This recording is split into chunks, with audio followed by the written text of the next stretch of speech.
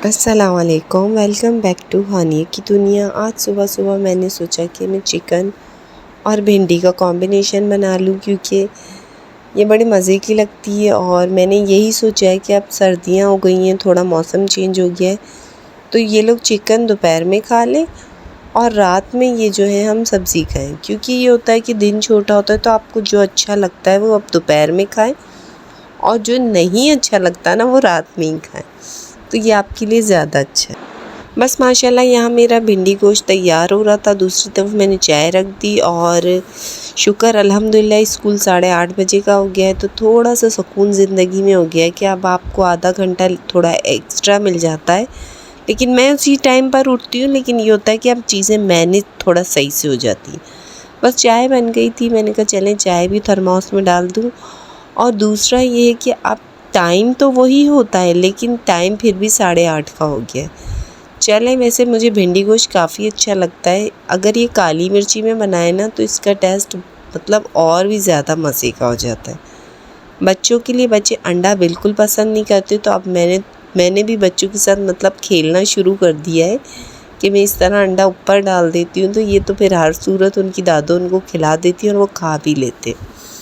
तो ये एक सुकून हो गया है कि चलो कुछ डिफरेंट ही सही, मतलब इस तरह से मैं इसको बना देती हूँ, थोड़ा मिर्ची डाल देती हूँ, नमक भी, तो थोड़ा टेस्ट थोड़ा अच्छा क्रिस्पी सा हो जाता है, तो बच्चे इसको फिनिश कर लेते हैं। वरना तो सीरियस बताऊँ, मेरे बच्चों को अंडों से पता नहीं क्या मसला है कि कहते हैं अंडा भी नहीं खाना, दूध भी नहीं पीना। तो बस हेल्दी चीज़ें आप ना खाएं तो फिर ज़िंदगी का मकसद क्या है।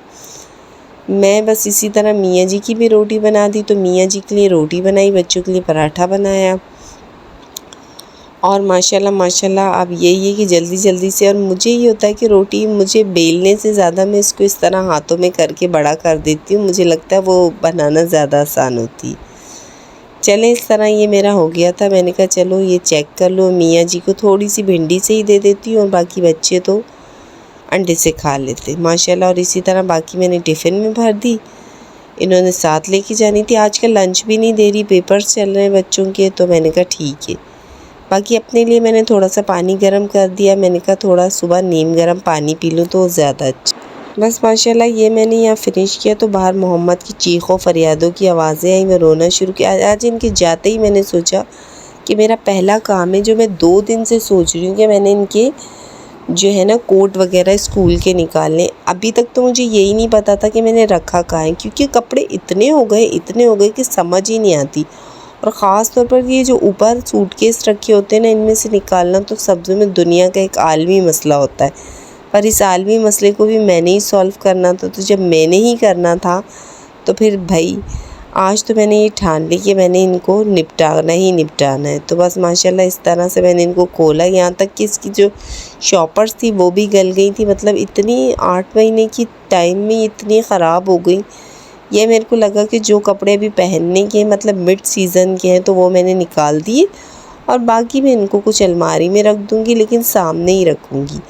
मैंने ये ला के यहाँ रख दिए क्योंकि मुझे इनमें से कुछ प्रेस करने थे और कुछ जो थे मतलब रख देने थे जो कुछ दिनों के बाद चाहिए थे। मतलब अभी तो मिड सीज़न की चल जाएंगी, बाकी फुल सर्दियों की तो फिर चाहिए होंगी। ये और मैंने एक बनाया हुआ, इसके अंदर मैंने सारी टोपियाँ रखी हैं बच्चों की। और माशाल्लाह ये देखें बड़े मज़े का, ये भी मैंने दराज से मंगाया था कि एक ही जगह पर आप इस तरह से सारी चीज़ें रखते हैं। इसी तरह एक मैंने सॉक्स का भी बनाया, उसमें सॉक्स हैं। और अब इन सूटकेस को रखना एक बहुत बड़ा मसला था, लेकिन मैंने कहा चले पहले मैं कुछ कपड़े प्रेस करूँगी, बाद में ये करूँगी।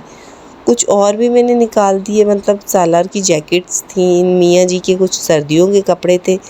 मैंने कहा जब आप काम शुरू किया ही है तो इसको एंड तक पहुँचाऊँगी, वरना मैं इसकी जान नहीं छोड़ूँगी। इसके बाद मैंने कहा चलें अपने लिए पानी भी, ये कुछ टॉवल्स थे अपनी जगहों पे लटकाए, कुछ बर्तन वगैरह बिखरे हुए थे वो मैंने उठा लिए। और अपने लिए आज मौसम कैसा था, मैंने कहा पानी लगा दूँ। ये कूलर था थोड़ा सा ख़राब, मैं इसी में ही लगा लेती हूँ पानी, कि फिर इसको रख देती हूँ तो ये गर्म रहता है। साथ ही मैंने कोट निकाले थे, मैंने कहा इनको भी प्रेस करके रख दूँ। जो चीज़ जिस वक्त हो जाए तो वो ज़्यादा बेहतर है। अगर वो छूट जाती तो यकीन माने फिर वो हमें बुलाती भी रहे तो हम तो इतने शरीफ हैं नहीं कि हम उनके पास चले जाएं। मीन्स के काम इतना हो जाता है कि काम का पता नहीं चलता ये एंड कब होगा। ख़ास तौर पे जब मौसम चेंज होते हैं तो आपकी सेटिंग नहीं बनती कि आपने कपड़ों को किस तरह से समेटना है, मतलब पुराने रखने, गर्मियों के और फिर सर्दियों के निकालने, फिर उनको मैनेजमेंट ये कब इनको उठाना है, किस मौसम में उठाना है। तो मैं तो ये करती हूँ कि सूटकेस में वापस रख देती हूँ और सिर्फ सर्दियों के ही छोड़ती हूँ सामने अलमारियों में। तो इससे ये सुकून रहता है कि एक ही सीज़न की चीज़ें आप यूज़ कर रहे हैं। बस ये मियाँ जी के भी 1-2 सूट गरम मैंने इस्त्री कर दिए थे और बच्चों के भी जो है मैंने कॉट प्रेस कर दिए थे और इसी तरह मैंने कहा इनको लगा के मैं रख दूँ इनकी जगहों पर।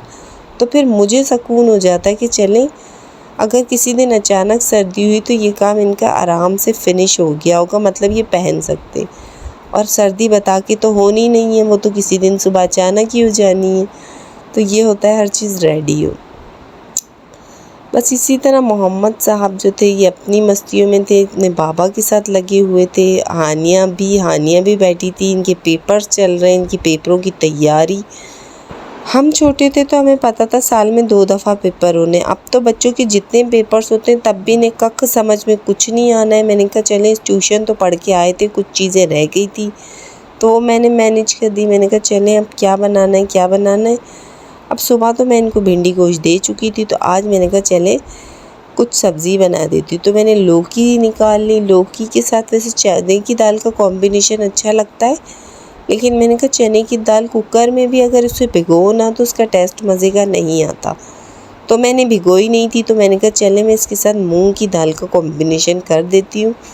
मतलब खानी तो हमें दाल ही थी ना, तो फिर मैंने कहा चले साथ में मूंग हो या चने की होनी तो दाल चाहिए, यानी कि दोनों का मैंने कहा मिक्सचर बना दूँगी।